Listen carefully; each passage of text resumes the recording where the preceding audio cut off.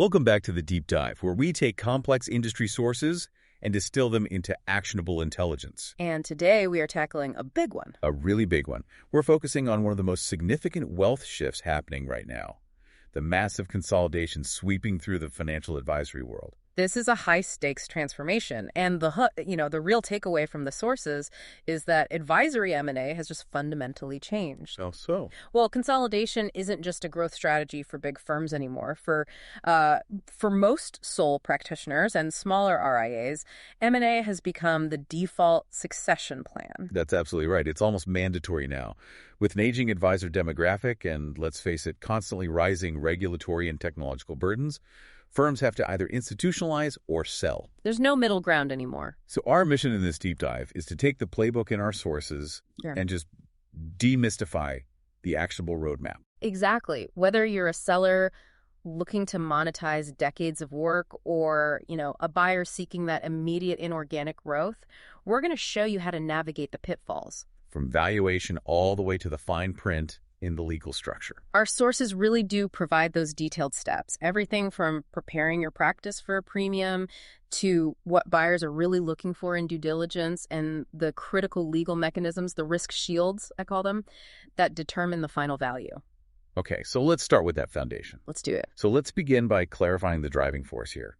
Why is this happening now? What are the core benefits that make this transition almost unavoidable for sellers? For sellers, it really boils down to 3 points that solve what are basically existential problems. Okay. First is succession. It's the only guaranteed path to ensure your clients and your team are looked after when you finally decide to retire. So it's about legacy. It is. Second is monetization, which offers maximum liquidity. You get paid for decades of relationship building, often far, far more than an internal junior partner could ever afford. And third?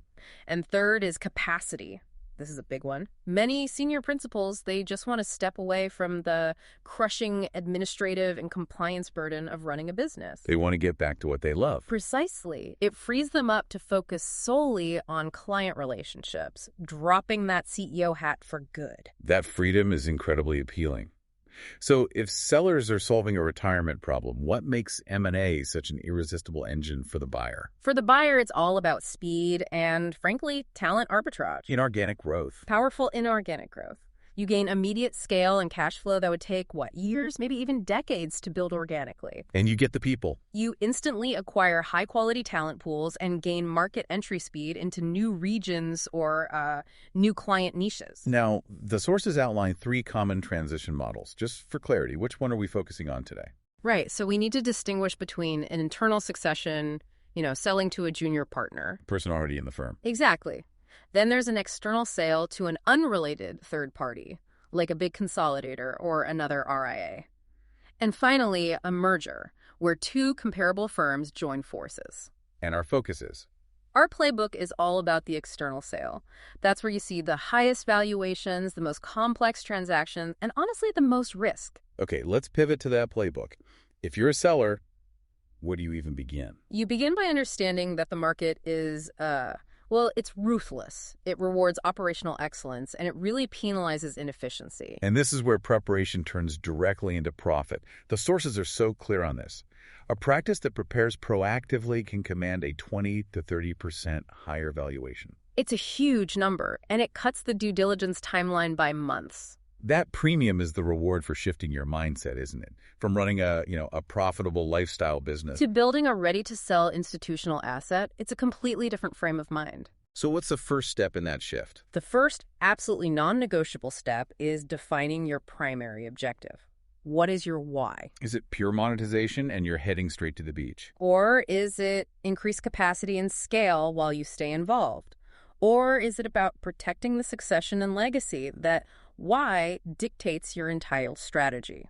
Especially how long you commit to sticking around after the deal closes. It changes everything. Okay, so once that objective is set, sellers have to execute on what the sources call the 3 Ps of sale readiness. These are the operational specifics that buyers just scrutinize.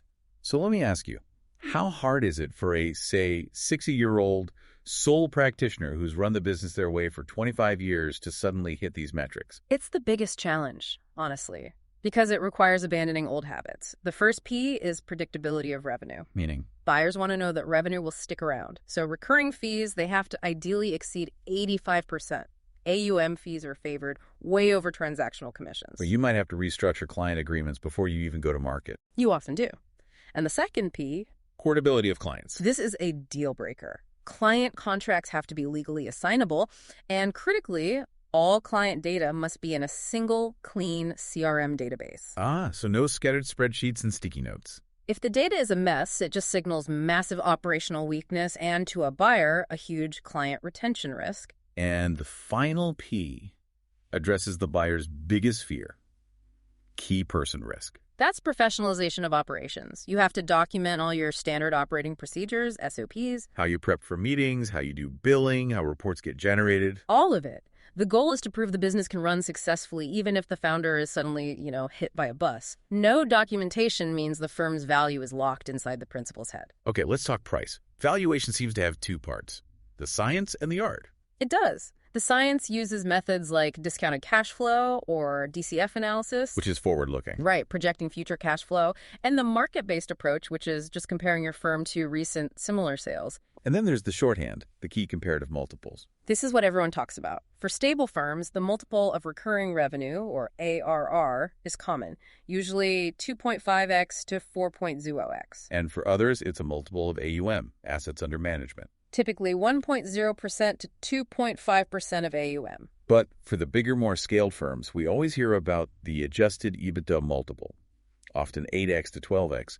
Why the shift to EBITDA for bigger deals? It's all about operational leverage. See, ARR favors stability, but adjusted EBITDA rewards efficiency and scale. So if you're running a lean, high-margin practice, that multiple of adjusted profitability becomes far more valuable to a scaling buyer than just a multiple of top-line revenue. And that word adjusted is crucial. It means the buyer is cleaning the books with normalization adjustments. Give us a vivid example of an add back. Oh, this is my favorite part. Think about the owner who runs a $1,500 monthly car lease through the business. Happens all the time.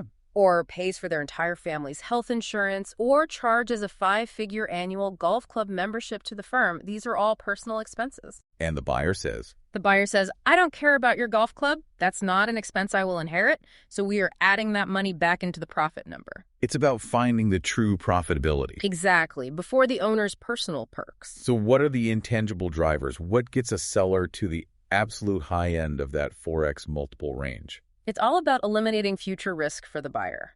Recurring revenue needs to be above 90%. What else? Client demographics are key. An average client age under 60 suggests decades of future fees. Low client concentration. No single client should be more than 5% of your AUM. And the big one. The existence of capable, non-owner, next-generation advisors who are contractually locked in to stay. That just erases key person risk and signals sustainability. Okay, so if a seller has done everything right and is commanding that high-end multiple, the buyer has to be extremely strategic to justify that price. They do, and this brings us to the crucial build versus buy analysis. The pivot point. The buyer has to analytically prove that M&A is financially superior. They look at their organic cost to acquire a client, their CAC. And they compare that to the deal price. Right. When the implied acquisition cost per client through the M&A deal is equal to or, lower than their organic CAC, M&A becomes the mathematically superior path. Because of the massive advantage in speed and immediate cash flow? You get it all at once. But that doesn't mean they just go out and buy anything. They have to define their buy box. Oh, discipline is absolutely essential here. You have to avoid targets that are so small that the transaction and integration costs just outweigh the revenue gain. And you need a good fit. A good fit is everything. Mismatched service models are a killer. If you're a high net worth fee-only RIA and you buy a practice built on insurance commissions, you're going to have massive client attrition. The philosophies just clash. Technology too, I imagine. A huge one. Integration friction from incompatible tech stacks is a major, major value detractor. So once the right target is in the buy box, how are these deals financed? The prices are pretty substantial. Modern deals rely on a pretty sophisticated capital stack. Bank financing is common, particularly SBA 7A loans for deals under $5 million. But the most critical component, and often the most insightful one, is seller financing. Yes. We always hear about seller financing, but tell us why it's so much more than just a financing tool. Because it's the ultimate retention mechanism. It aligns incentives perfectly. How does it work? The seller typically provides a note for about 20% of the purchase price, payable over, say, 5 years. This means the seller has a deeply vested interest in the success of the transition and client retention. Because if clients leave. If the clients leave in that first year, the buyer can argue the underlying asset value declined, which could reduce or even eliminate the payout on that seller note. They have skin in the game. That makes perfect sense. So before committing, the buyer must be stress testing the model around that exact variable client flight. Absolutely. It's the retention variable. They have to calculate the ROI if 10% of clients leave, or 20% if the deal only pencils out in a perfect 100% retention scenario. The risk is just too high. Way too high. A disciplined buyer builds that unavoidable attrition into their financial model from day one. The moment the letter of intent, the LOI, is signed, the real rigor of due diligence begins. This is the verification phase, and sellers need to understand this. A disorganized, incomplete data room isn't just an inconvenience, is it? No, the sources say it's a massive red flag. It causes buyer confidence to just crater. It can kill the deal entirely. So what are they looking for? Well, financial due diligence is pretty straightforward, reconciling custodian AUM reports with your internal billing software. But the client DD is vital. What are they measuring there? Concentration risk. Is there any single family or client that's greater than 5% of AUM, or any one employer group like a 401k plan that's over 15%? Because high concentration is a huge risk multiplier. A huge one. Okay, let's move to the legal protections that allocate all this risk. It starts with the letter of intent. Now, the price is often non-binding, but what parts are legally binding? The binding provisions protect the process itself. Primarily exclusivity, usually 60 to 90 days. So the seller can't keep shopping the firm around. Exactly. It lets the buyer invest in due diligence without that risk, and of course, confidentiality. The ultimate protection, though, is in the purchase agreement, the PA. It includes what are called representations and warranties, or R&Ws. Which are just the seller's statements of fact about the business. Our financials are accurate. We have no undisclosed compliance violations. And if those R&Ws turn out to be false after the deal closes, the buyer needs recourse. That's where indemnification and escrow come in. A portion of the closing cash is held in escrow for 12 to 18 months. So it's a safety net. It's the safety net. If the seller warranted perfect compliance, but 6 months later, the buyer gets hit with a massive undisclosed regulatory fine from something the seller did. They draw from that escrow account to cover the loss. Exactly. There's also the specific risk of clients just walking out the door right after the close. That's handled by an attrition clause. Right. And this is a non-contingent protection for the buyer. It defines a baseline retention, maybe 90% of AUM at the 12-month mark. And crucially, this clause excludes general market ups and downs, right? It has to. It's only about clients actively leaving. If retention drops below that floor, the purchase price gets reduced, usually through a clawback from that escrow account. Now, we have to talk about the notorious earnout trap. Ugh, yes. Poorly structured earnouts are the #1 cause of litigation in this sector. They really are. The solution is just simplicity and transparency. Use simple metrics the seller can actually influence, like net revenue retained from their old book of business. Then Avoid complex, firm-wide profitability measures that are completely outside the seller's control. And what protection should the seller demand in the PA to make sure they can actually achieve that earnout? The seller needs to insist on covenants.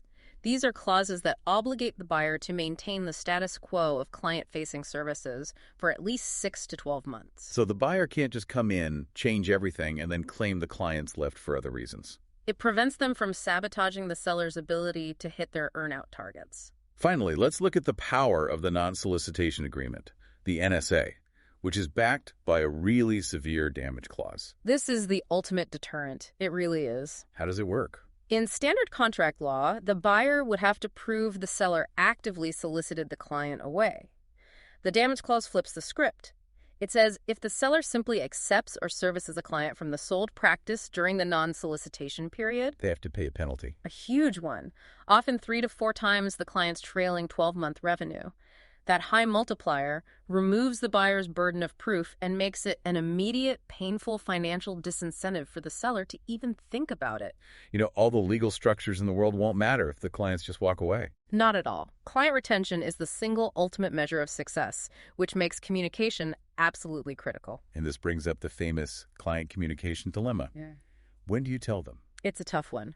The risk-first principle suggests you inform clients at the moment of closing, post-close. To prevent mass attrition if the deal collapses at the last minute. Right, but there's a regulatory hurdle. The negative consent rules. Exactly. Regulatory requirements often necessitate a brief, mandatory pre-close notice period, especially when contract assignment requires that negative consent. So it's a razor's edge. A total razor's edge. You have to satisfy the regulators while minimizing the time clients have to react before the sale is a done deal. And the messaging itself has to be pristine. It has to focus entirely on the client's benefit, doesn't it? 100%. Succession security, enhanced resources, team depth, never, ever about the seller's need to retire or cash out. If the client thinks they're being sold like an asset. Retention plummets. The communication has to frame the move as an upgrade in continuity and service. And once the deal is done, the cardinal rule of integration kicks in for the first 90 days. Which is, do not cause client friction. So no immediate fee changes for the first year. None. Preserve the seller's familiar branding and staff processes for a while.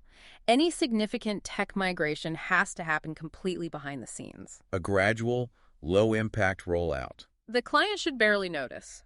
So how do buyers measure success? What are the key post-acquisition KPIs?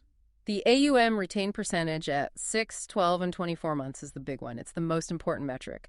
And second to that is the retention rate of the non-owner staff. Because if the team leaves, the clients will eventually follow. They always do. It signals cultural fit or a lack thereof. Finally, let's trace the evolution of the principal advisor's role during that transition period. It's a very carefully phased drawdown. Phase 1, the first year, is the ambassador of trust. They're co-leading client meetings, validating the buyer, making introductions. Then phase 2, months 12 to 36, they become the mentor and validator. They're coaching the successor advisor, but slowly stepping back from operations.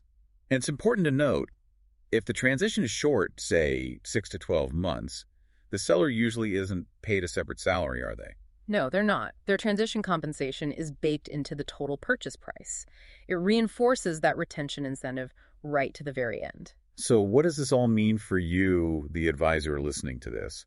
It's clear that M&A is a complex business transformation. It's not just an opportunity to liquidate an asset. Not at all. Success really hinges on 3 pillars. Rigorous preparation to maximize that valuation. Meticulous communication that's focused squarely on client benefits. And disciplined, low-friction integration. What's fascinating to me here is how much the final purchase price and the ultimate success of the deal depends on structures that manage the human element. That's the whole game. The most dangerous point in this entire process is not the valuation negotiation or even signing the LOI. It's the first 90 days after closing. That final value, realized by both the seller and the buyer, is determined entirely by what our sources call the stickiness protocol. The successor advisor has to be able to document and transfer all that non-public client knowledge, the family history, the sensitivities, the little personal details that money can't actually buy. So a final provocative thought for you to consider. The cost of failing to integrate that soft knowledge, the depth of the relationship history, can easily exceed the entire legal and consulting cost of the transaction itself. The relationship risk is, at the end of the day, the greatest financial risk in this entire industry. That's a truly powerful insight to end on. Thank you for diving deep with us today on The Deep Dive.